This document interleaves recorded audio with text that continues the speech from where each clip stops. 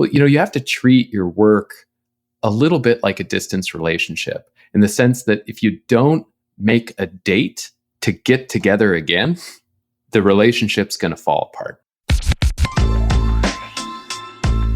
Hey, everybody. Welcome to the show. This is Brave New Work, a podcast about reinventing our organizations and the search for a more adaptive and human way of working. I'm Aaron Dignan, and I'm joined by my co-host, Rodney Evans. Hello, everyone. On today's episode, we're going to discuss why we reflect infrequently, why we sort of look back infrequently at work, and why we might want to do that more often. But before we do that, let's check in. Great. So we will start this episode, like all the episodes, with a check-in round question. And today's check-in question is, what is the best piece of advice you've ever been given? Aaron. I think at least professionally, I had a mentor that advised me to stop trying to change people and convince them of things and just play with the people that wanted to play with me. And at that point in my career, I was really obsessed with what do I have to do to convince everyone to do this the way I want to do it, and to get, every client that comes in the door to sort of conform to that. And he was like, no, don't do that. Just say no to all those people and just say yes to the people that want to do it the way you want to do it. And that was that opened up a whole new view for me. Awesome. For me, I had a business partner at a prior company who was very wise, and he had been on SEAL Team 6, and he had done a lot of things, and I always felt had a really refreshing perspective. And I was going through some sort of existential work crisis. And he said to me, Rodney, you only get one spin on this planet. What are you going to do with it? And I've thought about that in so many moments of over gripping or worrying about stuff that doesn't matter. And funnily, the way that he said it made me stop and think about it, because I had never heard that exact phrase before. And I was like, what does he mean? The one spin. What does the spin mean? Is that a day? Oh, God. But then also, it's just one of those things that's really stuck with me, I think, because of who it came from, but also because what better advice is there? Yeah, it's true. It's true. It's the whole, this is not a dress rehearsal thing. It seems like sometimes the things that get overdone, in the advice world and almost become trite are definitely the deepest truths. And you actually, you sort of it's oh yeah, that's a great t-shirt. And then when you actually come to the point in your life where you get it, you're like, oh, that's way more than a t-shirt. Right. Exactly. Yeah. I feel funnily, we both, as people who have probably gotten a lot of good advice in our lives, hung on to virtually the same trope, which is don't waste your life on dumb shit. Yeah. Get to it. And with that in mind, let's not waste any more time getting into the topic. So this is a tension that we hear pretty commonly when we talk to teams, this idea that, we don't look back, we don't stop, we don't take stock, we don't make the time and the space to kind of reflect and think about, what's working and what's not working. So I don't know, maybe talk a little bit about why and where you see that. And then, what are the alternatives? What's interesting to me is I don't even hear a lot of people placing value on this practice. So when we do certain kinds of exercises and put certain tensions in front of teams, this is one that routinely comes up because most people don't do it. And it's generally not one that people have a lot of energy around because it's so far removed from the day-to-day and from the way that they work together that they're like, why would you even? So the thing I think is, we'll talk about why it's important and what it does for us. To me, the headline of all of it is, if you want to be a learning organization, which we hear all the time, my question is, what is your learning practice? And without reflection, there is no learning. That's just true. And so I routinely want to understand from people who say that that's something that's really important to them and that's the kind of culture that they want to have, where is the time and space and practice and habit made for reflection and learning? What is reflection in an organizational context, at a team level? To me, team level reflection is any practice where, as a group, we get together and make sense of what has happened. So the practice that we most routinely use is retrospection, or using retrospectives. And to me, that is the most direct and straightforward way of doing that pattern recognition and that sense making as a group. Maybe for the uninitiated, you want to just talk a little bit about retros and what that practice is? Yeah, well, I mean, as we were thinking about this topic, I kind of went back and thought, where did that even come from? Because I think in many ways, we've kind of fallen in love with the practice, with the idea of having a retrospective, but obviously, agile and sort of, Scrum sprint retrospectives are not the be all end all for reflection, right? Like we have a few thousand Sure. years of wisdom and history behind that. So I just started digging around, and there obviously were after action reports in military world that generals have been doing for centuries, if not millennia.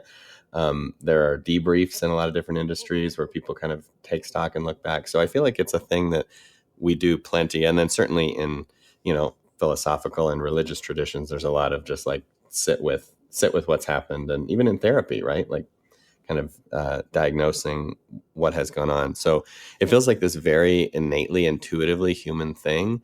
And yet I think in the workplace in particular, we just don't make space for it. Like we don't make space for a fairly natural thing. And as a result, it kind of goes unused. And I do want to dig in a second on why we don't make space for it. But to answer your question, I think, the most common practice that we see now that did sort of emerge out of the Agile movement was this idea of having a retrospective, which is bringing a team or a cross-functional group of people together after something has launched or a sprint has been completed or a product has been put out in the world or on a calendar basis, and asking the question, like, what happened and what went well and what didn't go well and what did we notice and what did we learn? And there are many different flavors of these retrospectives with different, sections or prompts. But the basic idea is always the same. It's just like, what do we want more of and what do we want less of in the future and what can we take away? And the act of conversing about that and coming to some agreement about what happened and just noticing how other people experienced what happened and what was good for them or bad for them and the role that you might have played in that or that the situation might have played in that is really powerful stuff. And in some ways, even if teams don't take any deliberate, specific action coming out of that, there's just like a shared consciousness. There's an awareness of what happened. So that retrospective practice is probably the one we're most committed to, here at the Ready. But I think there are many other ways of reflecting, and they're all pretty valuable.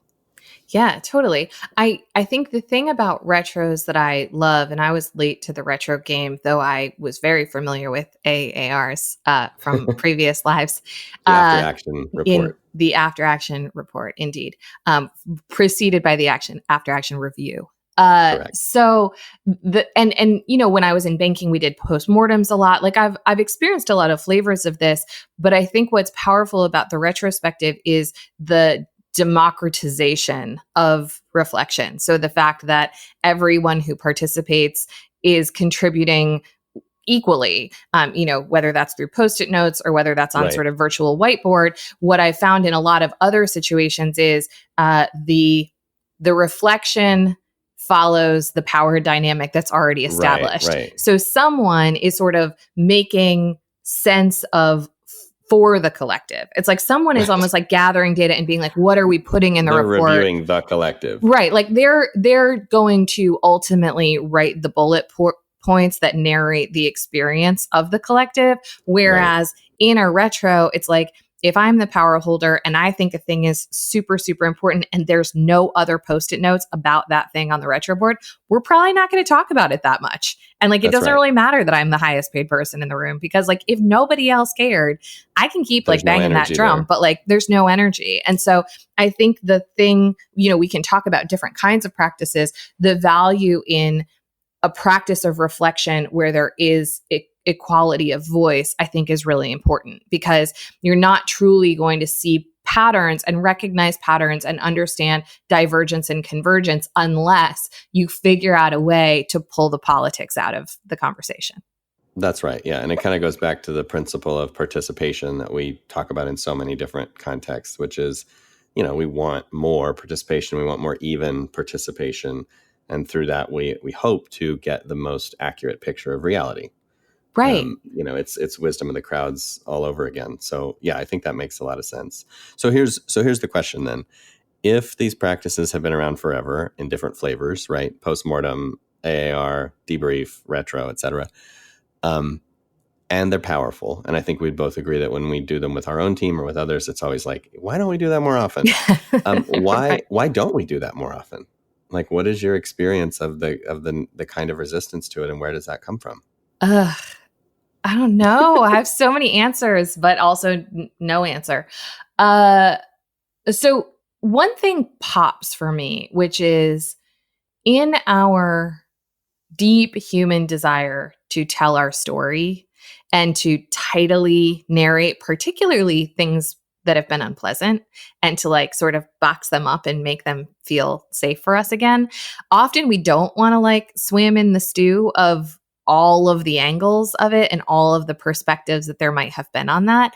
And I think I've certainly had the conversation enough times to believe that this is a real thing, where I've said to a team, look, why don't we run a retro on this experiment we just did, or this project that just finished, or this launch that just failed, or whatever. Mm-hmm. And I get the response like, I think we know what happened. And it's like, you don't. And all I hear in that is like, we don't want to talk about it. Like, we don't want to take ourselves back to a place where we have to admire our own mistakes and failings, et cetera. And in our desire to control and avoid, we'd rather just not. Like, we'd rather just not go back to it. Ironically, the more often you do it, the less unpleasant it is. But it's like, if you don't dive off the diving board, you're never going to start. As I was reflecting on this, I was thinking, the thing we most want to avoid is that kind of emotional discomfort. And in order to do that, we're willing to deal with a lot of other kinds of discomfort. So like, I would happily do the project again badly with a bunch of people driving me crazy if it means I don't have to tell Phil to his face that the way he handled this really was disruptive for me. And then deal with all the like emotional, Sturm und Drang that would come with that. So I feel like we're very hesitant to go to those places. And to your point, if you, and this is true in our relationships with our families and our friends and everybody else, our colleagues, if you don't go there, if you don't sort of talk about what happened and make requests of each other and make observations and talk about your feelings and needs, then what builds up is like quite a lot. And so I can see how a team that had maybe like not told each other the truth for a decade would be like, we don't really want to debrief this project, because it's not really the project they'd be debriefing. It would be the decade in review. It's like a referendum on the team. Right. Whereas a team that's done this every 2 weeks for a year is like, oh, I mean, what haven't we heard, right? Like, what haven't we already said? So there is a little bit of a Band-Aid pulling that goes into this. And that's why I think more than many practices that we kind of coach and facilitate, I think this is one where the leaders or the influencers or the people that hold space in the organization have to just like commit to being like, we're going to do this at the end of every project or the end of every sprint or the end of every month for like 6 months, no matter what. And then we'll talk about whether we ever want to do it again, because you kind of have to get over that hump of all the baggage and all the reasons not to do it and the reasons to punt it. And that's the other thing we see a ton is like, it's scheduled and we're getting closer and closer. And then it's the day of, and it's like, oh, well, we have to reschedule because, whoever can't be there, or there's some more important hot burning thing that, that goes on. Which I guess at some level is probably the other, like the number 2 reason why they don't happen, which is we're so productivity obsessed as a culture. And as a result, the idea that like just sitting around and talking about what happened and learning doesn't feel very productive. And what would feel a whole lot more productive is just to like rocket right into the next project or meeting or whatever and do it badly again. That would be much preferred in terms of just like putting points on the board than everybody sitting in a room and being like, so what did you notice in the last 2 weeks? Right. So one thing, just to go back to the sort of safety of it, that's worth mentioning is with a lot of teams I've worked with, I have noticed that when they start this practice, they do the items that they bring or the stickies that they write are pretty surface in nature. And as a facilitator, I'll be like, 3 per person. I said 3 because people are just like, I don't want to. I'm going to keep it in my head. I'm not going to play. I'm going to see what else ends up there. You know what I mean? But with most teams that create any kind of habit, and I had this happen with a team last year, and it was like one of the most mind-blowing situations. It only took them, I would say, 3 months of monthly reps before their sticky notes were like, you know what, Mike? here's the thing we need to talk about. And it was so great because they so quickly realized that there wasn't going to be a repercussion. Afterward, Right. They weren't going to walk out and like knife each other in the hallway. And in fact, when they did that stuff in the room, they did make a lot of sense out of what happened. Mike did apologize because he didn't even realize that there was an axe to grind, et cetera, et cetera. So it's like, you can really think of it like wading into the deep end of the pool. It's not like the first day or the first rep has to be this soul-bearing The most thing. exposed. Teams learn how to do that over time, but I think the idea that that's even where we're headed is scary. Well, and the space that's created by saying we do this thing in this way and then doing it over and over again, we're so ritualistic as humans. We change our mindset and our perceptions and the way we show up depending on what we're doing. And it is a little bit like, the surgeon washing their hands before surgery. You go into the room and it's like, now we're going to have a retro, and somehow that is a safer space, or it's a different thing than just confronting Mike in the hallway, right, and being like, Mike, you suck. But like in the retro, it's like we all know this container and we know what it's for, and somehow doing that there's just more space for it. Yeah, absolutely. And to your other point about it not feeling like the most pressing thing we have to do, like I still feel very challenged by that. So I was recently on a project with a very beloved colleague, and we decided, because of the pace of how things were going, that once a week we were going to do a mini retro, which we call the hot wash, which is also from the military. And we are going to take 30 minutes and just do hot wash. What went well? What didn't go well? What does that mean for next week? And there was something about it that to me felt like I was like skipping school. Like it felt like, we're like, I don't know if it felt selfish or it felt fun or it felt indulgent. I don't know what the quality of the guilt was, but every single week there would be a part of me that would be like, we should be working on something, quote unquote, as if this isn't work. And yet I both know intuitively and from that doing that practice in that engagement, there's probably the most valuable 45 minutes of the week. And yet every week I was like, should we? Or should we can't shake it. I don't know what is in there for me, but it's like deep and somatic that I'm like, this is like screwing around, not working. Yeah. Yeah. And in some ways, I think that reflects back to our broader practice of organizational change, because the retro is the first step in noticing a tension or an opportunity or something to do differently. And the next step would be to sort of put a new practice in place or a new commitment or a new agreement. And so, in some ways, like that's why I think a lot of organizations struggle with continuous change, period. Because they're just like, working on how we work just doesn't feel like the work. Like we're not, it's not the same thing as shipping new code or shipping a document or a new product or something where you feel like, man, I'm working on the thing. Instead, you're like working on the way, the way the system works. We're working in the business and on the business. And I feel like there's a real, kind of cultural perception about that that's just off and that we all have to kind of grapple with. So I guess what I'm wondering from here is, are there questions that you're sitting with, having spent so much of your career in reflection with teams, et cetera? What are you still wondering about when it comes to retrospectives and reflection as a practice? Like, what are you still curious about or feel like is more unknown? A few things. One is I still wonder about the size of the containers.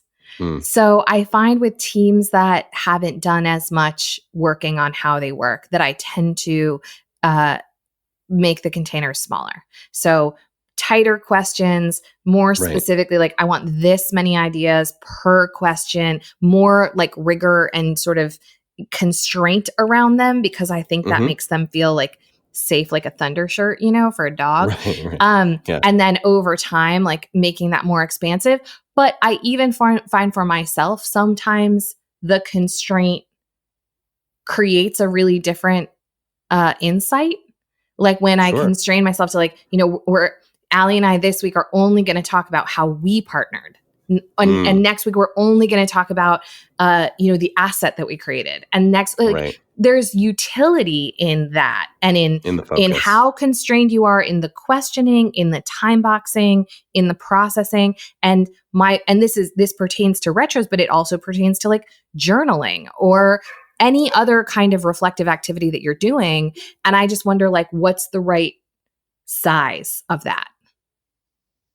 Yeah, that What makes a about lot of you? sense.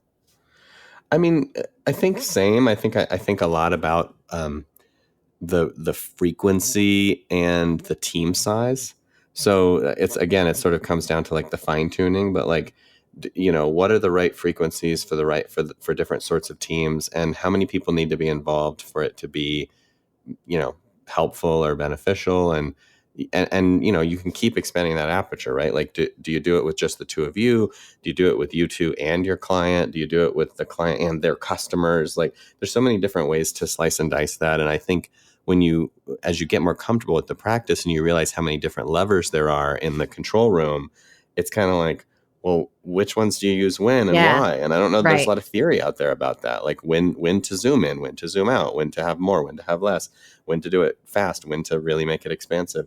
I think a lot of that we're just feeling into right now. Mm-hmm. And I would love to build maybe some more heuristics or some more kind of standards that, of course, you can diverge from, but that just say, like, here's a really good way to think about retros within a team over the course of a year, and how many you might have, and what they might, what some basic rules of the road might be. So I think, we always joke that the best retro is the one that happens, because there's always a lot of debate about, like, how do we make it perfect? And at some level, because the bar is so low, because we do it so rarely, the right answer is like, just do one. Like, just get in the room and just talk to each other.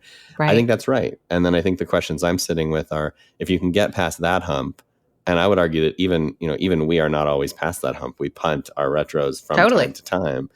No, never. Never happened. Once you can get past that hump, then the next question becomes like, well, how then do you further design and manufacture the right experiences? Yeah, I think that's right. Yeah. And the other thing that makes me think about is just, how do we collectively realize when we're like in our anxiety brain? So like, if you sort of, have had a lot of therapy or practice Buddhism, or, participate in a variety of these kinds of disciplines, there's a lot of conjecture that depression lives in the past and anxiety lives in the future. And like, if you have an anxiety brain, you tend to spend a lot of time like planning and considering what might be. And certainly in most companies, there's a tremendous amount of systemic anxiety. And so all of the investment that feels worthy is like, let's look forward. Let's forward. And so I also was thinking, as you said that, about like, the routinization is so important. And then also, how do we just start to tell our anxiety brain that like, pausing, though counterintuitive, actually is the self. Sitting and doing another planning session will not take care of the anxiety that you're feeling about the unknown. And, it's no different than like your therapist saying like, sit down and journal or meditate, and you being like, how does that solve my problems? It's the same thing. It's just at a system level. Right. Yeah. You have to point that anxiety somewhere. And I think, most recently I've been sort of harvesting. We have a little garden in the back, and I've been harvesting, and I often use the garden metaphor or analogy about this work. And it's like, we're noticing what worked this year and what didn't. And I'm looking at my wife and I'm like, if we don't write down that this vegetable didn't grow well here, we will plant this shit again next year and forget. And then we're going to be back here again being like, the tomatoes didn't really pop, did they?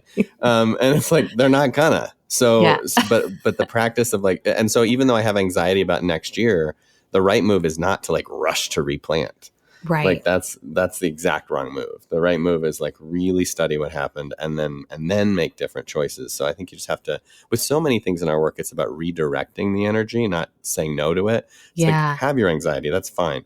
Where are you channeling it to though? Like, how do you channel it in a healthy way? And I think the retrospective practice, the reflection practice at an individual level, at a team level, at an org level, at a market level, like is really, really good hygiene. So that I think that's where we should leave it. And at this point, I think we should turn our thoughts to who can come shed even more light on this. The person I'm most excited to talk to about retrospectives is our friend and co-conspirator, Jordan Husney, who has created a technology called Parable that supports this kind of work. So after the break, we will be joined by Jordan. Ready, set, go.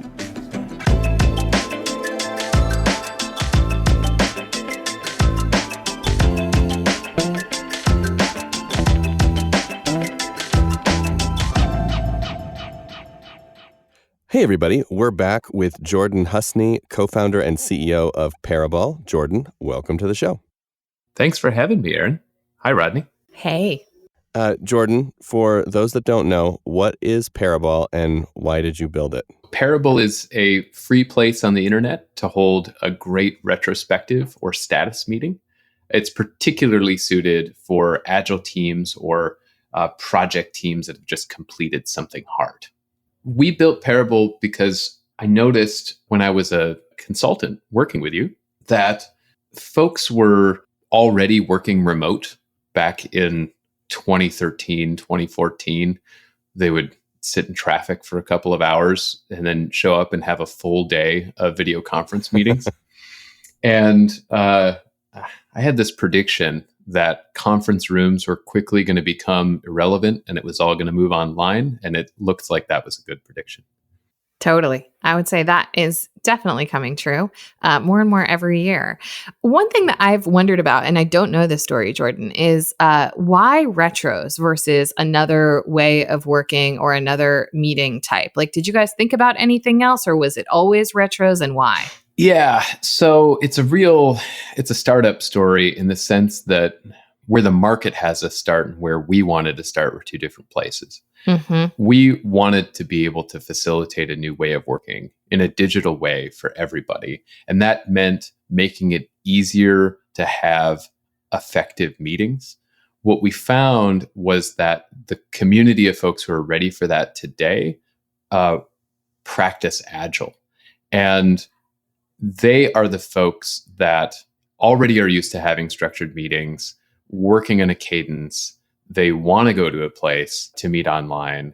And increasingly, Agile product development teams specifically can't hold them in conference rooms because they're already working with folks that are living in a multitude of time zones and geographies. So Agile and retros was the place to start.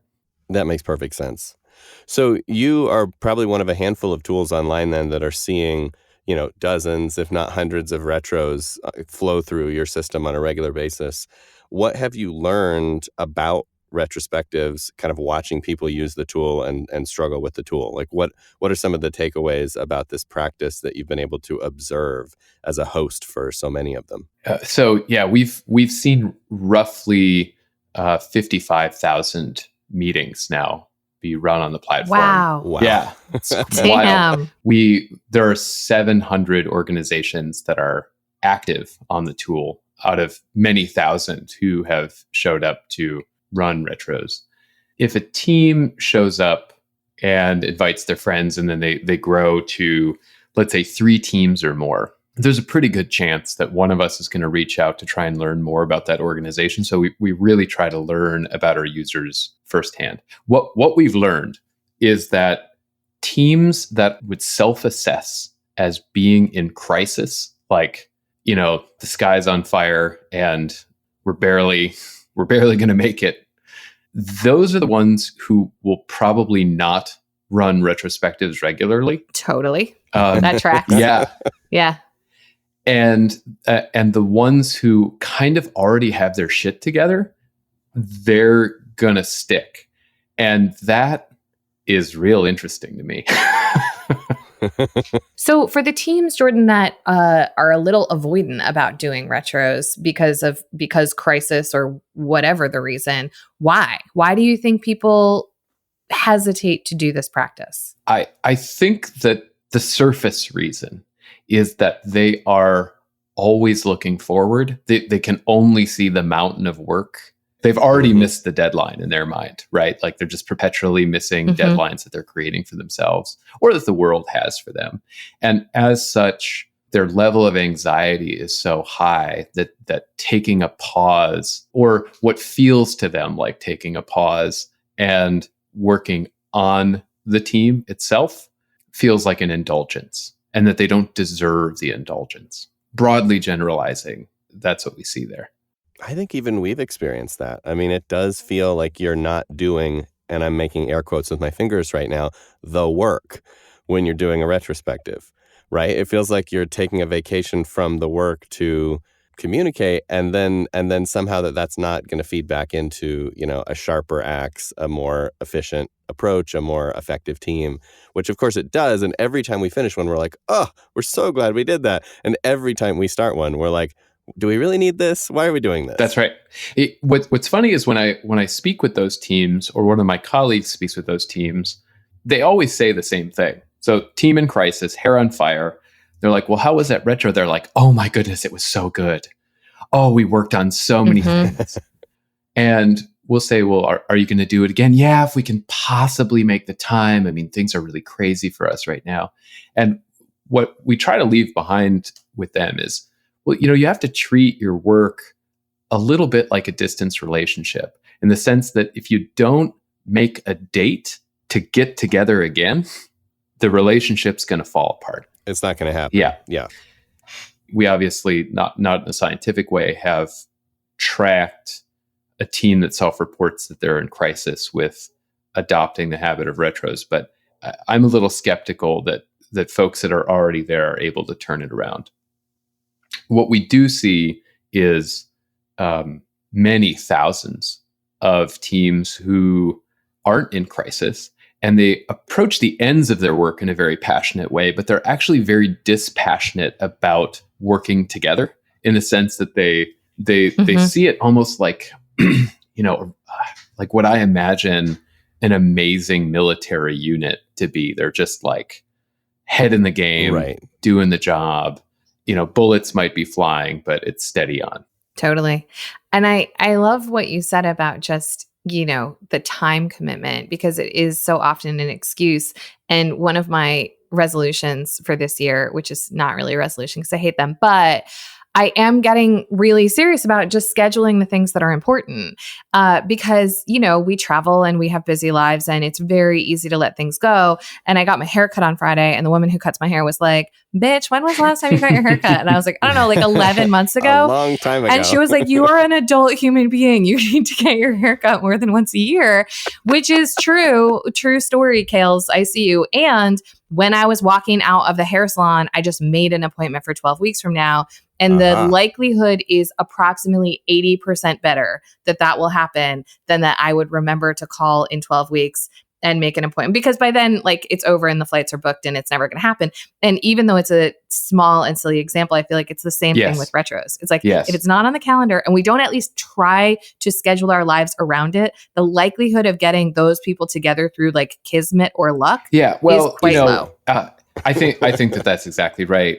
We're recording this right now, shortly after the holidays. The new year has just passed. And we all know that gyms everywhere are overfull, right? Right. Yeah. Are exploding. And are I think that if any one of us approaches a team that is super busy, that thinks that they're in crisis, and we ask them to adopt one more thing, the chances of that thing being adopted is really low. But at the beginning of a cycle, the beginning of a new year, it's pretty easy to get your butt to the gym. The same thing, and this is a very practical tip for anyone who's like retro curious.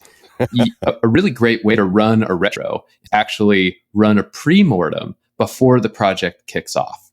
So what you do is you go to Parable, parabol.co, you create a new meeting, and then you gather your folks together and you just ask a couple of easy questions. The first is, what are the best possible things that could come out of this project if we do a stellar job? And then what should we watch out for? What's the worst possible things that are going to that are going to happen when we're done with this project?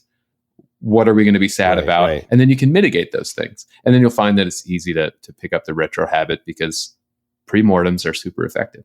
That makes sense. And they're fun. I mean, I think it's a lot more fun to imagine how things might go terribly wrong than it is to actually have them go terribly wrong and then talk about it. So yeah, it's a form of scenario planning. So what are some of the things that are controversial within a retro? Like, what will people talk about? What will they not talk about? What's hard about it? What are some of those habits? What have you noticed about kind of the meat within the retro itself? Well, as far as holding retros in numbers and getting feedback on a retrospective product, the most controversial thing that we see is whether or not feedback given in a retro should be anonymous or not. and it divides 50-50. I mean, it's Coke or Pepsi on that question. Wow. And that I find fascinating. As far as I can tell, and I'm using some intuition here when I talk to team leads, it depends on the degree of safety within the team. Where Sure. if there's a high degree of safety, people don't necessarily want the feedback to be anonymous because they're like, people should be able to say whatever they say. If we know who said it ahead of time, it's going to save us time because we can turn right to that individual and we can say, Jane, tell us what you meant by that comment. Can you give us an example? And then there's a lot of folks that believe that it should be anonymous because it's a forum by which people can say what they're seeing and check if anyone else is going to validate it. What's so funny about this, Jordan, is that we just had Joel from Buffer on the show talking about transparency, and they specifically played with making their feedback process transparent and then pulled it back. Because it was one place where they were like, we're not getting, it's not, the juice for the squeeze is not necessarily worth it there. And it's better to let people decide if they want to go public with their feedback so that they can get help and support. And what my immediate reaction was, and I want to hear from each of you where your head went on this, Coke or Pepsi choice is, I think feedback about like specific interactions or general phenomena within the team and the project, I'd be totally open to. I think like hyper personal, hyper vulnerable feedback, maybe not, just because there's such an audience there, and it also might feel a little indulgent on that one-to-one relationship to have the other 10 of us standing there while you work that out. So I sort of came down on the like some but not all side of the fence. But I'm curious what you think, Jordan, and what you think, Rodney. Well, I just want to clarify for people who maybe haven't done retrospectives before, or maybe are not familiar with Parabol. What we're talking about is as we are generating sticky notes, whether they're virtual or whether they are paper, having some kind of identifier. So in the most classic retros, we're all sticking stuff up there. And if we're using Post-it notes versus a platform, there are generally tells because the human beings are walking their stickies up to the board. We recognize each other's handwriting. And so even though we're not labeling things with our name, after a couple of reps, you start to know pretty clearly whose is what. In a platform like Parabol, there is more of a mask because things are just appearing on a screen with no other identifiers. But either way, in either instance, and anonymous or not anonymous, as the conversation unfolds, inevitably it's like, I want to know more about this sticky, and then I wrote it, and so then I have to say something, or it's silent when someone asks that question and it's super fucking awkward, which I've seen many times. So I just wanted to clarify sort of the operational aspect of that in case anybody didn't have a mental model of what we were talking about. Who wrote this Rodney Sucks Post-it? Yeah, and dead silence. No one's ever written that Post-it, just so everyone who's listening is clear. Do you have on the teams that you work with, Rodney, do you have an instinct as to which direction you'd lean and why? Yeah, I lean strongly toward anonymity, even though I understand that for the reasons I just said, that's not legit always because of the ways in which you can identify if you're in the room together. And even, having used Parabol many times, I know how other people write and what sort of their pet gripes are. And I have a pretty good idea of who's written a lot of stuff anyway, even when it is anonymous. My reason for anonymity is actually a little bit, it's related to safety, but it's a little bit less about the vulnerability and it's more about the power dynamic. And that the thing that I love about this kind of structure is that it is emergent and that it is equal contribution. If I am the lowest paid person on the team, but I want to make 20 sticky notes, and Jordan, you're the highest paid person, you only want to make 2, we can do that. And there's not rules that say that, there's voice that's related to hierarchy.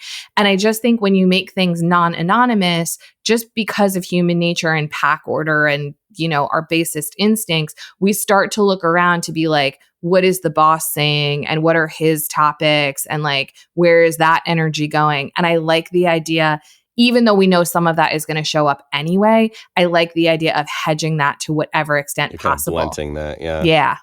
What do you think, Jordan? Where do you land on this one? I land on the anonymity side of this argument as well. And I think that the power structure thing is vital. The second factor that sways me is about anchoring, which is when you're sitting down to do a retro, and if you're just asking two simple questions, which is like, where did we do well? Where could we do better? You want to get as broad a diversity of examples in both of those columns as possible. And if you're able to see what I'm writing when I'm writing it, it's just going to bias your mind down a certain track. Now, that said, I actually think in a very practical way that it's not Coke or Pepsi, it might be Dr. Pepper. It's like, it's a little bit of both, where you might want to do a pass where you get a bunch of diversity out on the table, and then you do a second round and maybe you do some light grouping, and then you say, hey, let's go a little bit deeper. I think where teams like an effective retrospective versus one that's less effective, because of course we know the only wrong way to do a retrospective is not to do one in the first place. But the most effective retrospective that you can have, I think, is not abstract. It is as micro, detailed, and anecdotal as possible. And so in your second pass, after you sort of got everyone's feedback up on the wall, then you just do the thing where it's like, great, can we give more examples of this theme or that theme? And you kind of mine those things out a little bit. And just to totally plus one that, Jordan, as a facilitator in the room, more than once in my life have I seen what emerged in the first round, only had a plan for the first round and been like, okay, we didn't really get there, and been like, okay, everybody grab another Post-it deck, and then thought for a minute about a deeper question set that I could ask to get to the level of granularity or specificity that you're talking about. So I feel like whether you're in the room or in a tool, don't be if you're doing this for the first time and in the first round of data you don't get what you're looking for, don't hesitate to just take another crack at it, because in emergent practice, that's what happens. Sometimes you don't get the content you're after. You're peeling the onion. Yeah. And if it's been a long time, it's a pretty tough outer layer. You really have to do a few rounds. So I hear us talking about anonymity and power, and now I'm starting to think also about culture and geography. So is there an element of that in here as well, Jordan, either about cultures that are drawn to the retrospective practice or cultures that show up to it differently? Thank you for asking that question. Yeah, we've seen something really funny that makes sense in the posterior, but surprised us at first. We're a US-based company. Most of the tech we built here in the West Coast, but over a third of our users are in Germany and the Netherlands.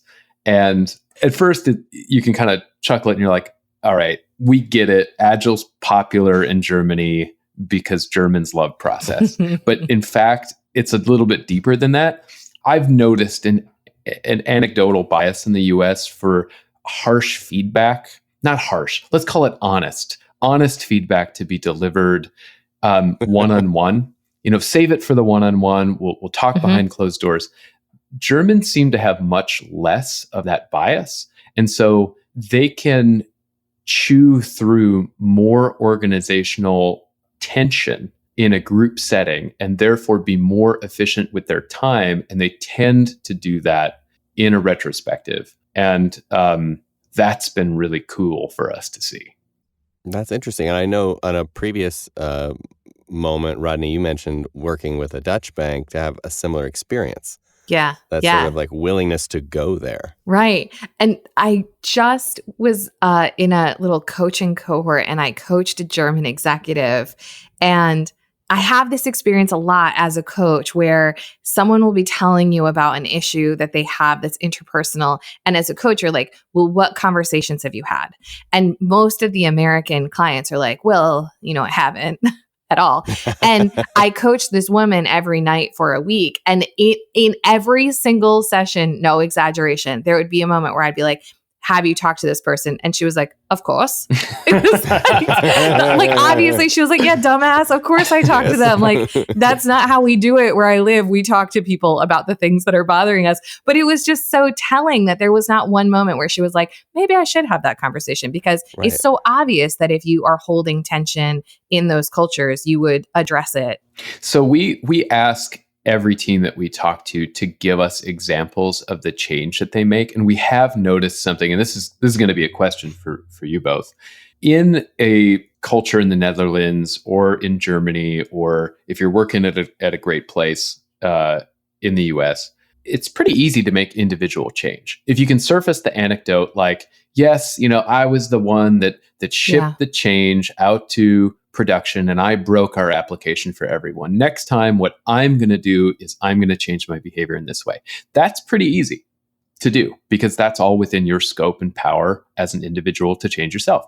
Where everyone seems to get stuck is when you have to change something as a group.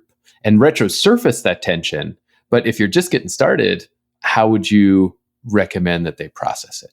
I think the retros are in many ways part of that first, moment in our looping process. When we talk about looping from tension to practice to experiment in the book, that's exactly what we're getting at. And sometimes to find the tension, we have to talk to each other. So it might be obvious to me, but it's not obvious to you. And so the retro is one of those kinds of moments where you can say, what's holding us back from doing our best work?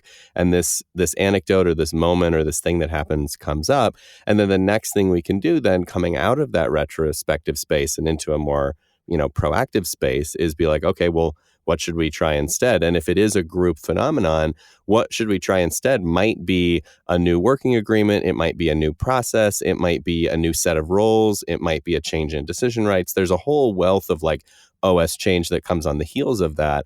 But depending on what it is, it could be, quite simple or it could be quite elaborate. The important thing, I think, is to delineate between the retrospective space where we're mining for tension and understanding, and then this more OS design and change space where we're saying, yeah, let's go try something new in the future. And one of the things I like about the tool, honestly, no shameless plug, is that it has the space on the right for action and for insight. And so you have your things you're talking about, the cards and, quote unquote Post-its that you've played with in the first round of coming up with stuff to observe. But then to the right, it's like, all right, well, what are we going to do about it? Which is the part that I think people often miss in the retrospective is they get really excited about the sharing. And then there isn't a lot of meat on the bone about what happens next week or next month. I think that, so I'll raise an anecdote from a really cool company. Are you both familiar with DuckDuckGo? No. Oh, yes. So DuckDuckGo is, they're these crazy idealists who are trying to compete with Google. They've started a search engine company. Yeah. And their thing is it's all about privacy. So it's the Google that you would use if you don't want everything that you search for to be tracked. And they're a fully distributed company. They have no central office. And when they run retrospectives and they surface organizational tension, they do a thing that I wish more organizations would do, where every working agreement, so whether or not it's organizational, like this is our company's vacation policy, or if it's role specific, like who gets to ship code or not ship code, that working agreement has a single owner, and the tensions and anecdotes that come up get pinned to that working agreement. So you can kind of see these tree rings of tension with their working agreements as time goes on. And the individual who owns that working agreement gets to be the person who's like, the working agreement's my product. Now let's convene a process to iterate it. And it's up to that individual to decide if they want to do that by consensus or consent or a vote or however. And I think that's pretty cool. That's the place that I see today where organizations really get stuck. It's like, okay, well, now we see the tension, but how do we actually turn it into some change? Yeah, I think that's exactly right. And what we haven't talked about, but is probably worth mentioning is, in my view, at least, a retro is one aspect of a disciplined operating rhythm. And the other aspects that are very important are things like weekly action or tactical meetings, are things like governance meetings, are things like strategy meetings. And when you get really dialed in at doing these practices, you'll notice, we notice a couple of things with teams.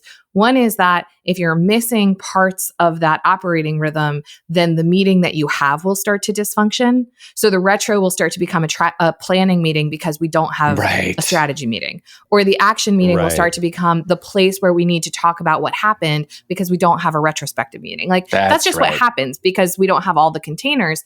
What I really like to see, I think I would say the retro is the most important part of an operating rhythm.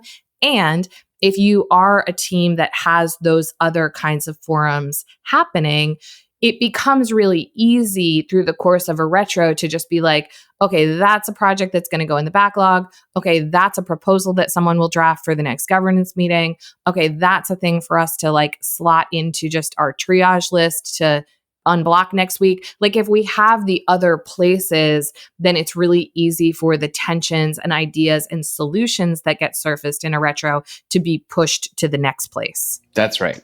That makes a lot of sense to me. When we've thought about the hierarchy of needs of meetings, because in the end, we have our most popular meeting is the retrospective meeting, but we are an online meeting company. So having a sense of the order of where to go is important. Retros to us also feel like, and we have the data to show that it's where teams like to start. I think that then there's an open question. Is the next place that you go fixing your planning process? Or is the next place that you go fixing like your weekly status action or tactical meeting? And controversy, I think it's actually the planning meeting where you go next, because if you don't feel like you have a prioritized list of things to do, then it becomes really hard to feel like your status meeting isn't the place to do your planning. To your point, Rodney. Yeah, I could totally make the argument either way. I would probably go to the weekly instead of a planning meeting. Only, not because I don't think that they're both necessarily, but only because I see too many teams who go into a planning meeting but don't yet understand what their shared work really is. Oh, yeah. And so I want them to be like in a feedback loop between something that looks like a weekly review of like a Kanban board and a planning meeting to be like, okay, well, what is our shared work that we're currently doing and don't know one another is doing? Okay, now let's have a conversation about something that is higher order that governs whether that is the right work to be doing. And then let's go back to the weekly and clean that shit up. But like, I totally get your rationale, Jordan. I do find the thing where teams go like, oh, we're a team because we report to the same person, but they don't yet have that understanding even after a retro of like what their shared work is and why they exist as a group. It occurs to me that this is a complex phenomenon. Do you think, because Aaron? Yeah, of course, right? Because it's not complicated. It's not a watch, right? It's going to be some teams need to go to this meeting and some teams need to go to that meeting. I think we can all agree on that. The other voice I'm hearing in my head is our previous guest, Dan Kim, being like, don't pre-schedule all these meetings. Right. And so there is a little bit of a paradox here of like, what do you need as a team? Do you need the retro on the board every 4 weeks, no matter what? And that's something that supports where you're at as a team. Are you at a level of day-to-day honesty and fluidity that like you can schedule it when you need it? I think you have to check in with yourself and your team to know. I don't know that there is like a silver bullet here, but I think the good news is that there's only a handful of moves. And one move is do a retro, and you can do it regularly or you can do it ad hoc. But if it never happens, you're not doing either one, right? And so you have to decide. The wonderful thing about retros is that everyone can do them. Every kind of team can do them. You don't have to be an agile team. You don't have to share tasks. Like you actually don't even have to be dependent on each other. Even if you're just a working group and you all do sort of the same thing, like if you're just all accountants or you're all lawyers, you don't even share the same account, you can come to a retro, kind of reflect on what went well, what went poorly within a time frame, and have a bunch of epiphanies about how to improve your own individual practice. And not every gathering of people can be that productive and that universal. Totally. And I'm really glad you said the thing, Jordan, because I didn't think to, about starting with a retro. Because to your point, like I think whether you're a pretty loosely knit group or not even really a group, or you're a team that's coming together for the first time under a new leader or around a new project, no matter sort of how much shared context and shared content you have, I think it is fascinating to see how doing this practice will pull a group together and create some kind of coalescing just by understanding what our shared experience has been and starting to see those patterns. And like, I've really started using retros in the last 6 months as a significant tool for psych safety for that reason. It's like, before we even get into like a user manual to me or like figuring out what our team charter is or whatever, I just think it's really interesting to bring a group of human beings who maybe don't even know each other's last names together and be like, how's life been for you? Let's see like what exists that we share. Yeah, actually it'd be fun to think about what that question set would be for your retro. Yeah. Yeah, kind of your team coalescing pre-mortem. Yeah, your introductory retro. That would be really cool. So speaking of, as we kind of bring this super fun convo to a close, Jordan, what are some of the pro tips that you have both for the teams who are doing their very first retro, who have never even thought about this practice until they listen to this podcast? And then at the other end of the spectrum, what are a couple of pro tips for the people who are like varsity, dialed in, but want to be even better? All right. Well, the first is about attitude. Check in with yourself and ask yourself when you're working with your team if you have big launch mentality or not. What I mean by that is, are you viewing your work as rowing the oar and keeping pace with your colleagues to get someplace gradually? Or are you thinking about this in terms of like scaling a mountain and you're eventually going to reach a pinnacle? I would argue that you should have the oar rowing mentality. And the more you can psych yourself out of the big launch, like if we just get this thing over the line, everything's going to be awesome mindset, the more fulfilling your work is going to be, the better your work is going to be, and the better performing your team is going to be as a result. The way that I say it to my own team is, it's just about painting the fence. That will keep you in the right frame of mind to hold your team rituals and hold regular retrospectives and think about making small, rapid team improvements. And having like little phrases like paint the fence kind of keeps everybody keeps them in the pocket of how they should be thinking. Second pro tip is be as anecdotal as possible. And if you find, so a terrible retro is a bunch of people giving feedback like, we did good work. Too many bugs. Nailed it. Shipped late. Right. That's terrible feedback, but it's extremely common. Great feedback sounds like requiring 3 people to sign off on every code review held us back from making our ship window this sprint. That's a really great piece of feedback to write down. And putting in that level of detail into your retrospective is the right thing to do. And then for your varsity team, I think that a great retrospective practice is to I'll give you a couple. One is rotate the facilitator around, because cool. Yeah. That changes the emotional environment and the type of feedback that you get a lot. Power dynamics. Hashtag power dynamics. The second is when you get to the change-making part of your retro, where you've discovered some theme, it's hot for a number of people, you hold the discussion, echoing back to what I was saying about being anecdotal. the most powerful question you can ask is, can you give me an example? And then the second most powerful question that you can ask is, well, what should we do next time? And assigning change as work.